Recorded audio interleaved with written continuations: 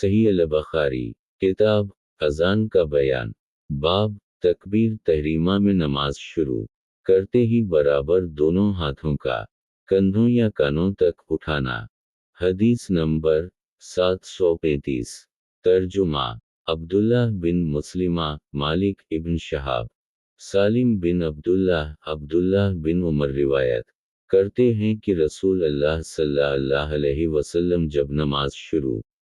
فرماتے تو اپنے دونوں ہاتھوں کو اپنے دونوں شانوں کے برابر اٹھاتے اور جب رکوع کے لیے تکبیر کہتے اور جب اپنا سر رکوع سے اٹھاتے تب بھی دونوں ہاتھ اسی طرح اٹھاتے اور سمع لیاؤ لمن حمدہ اور ربنا ولک الحمد دونوں کہتے، لیکن سجدے میں یہ عمل نہ کرتے تھے۔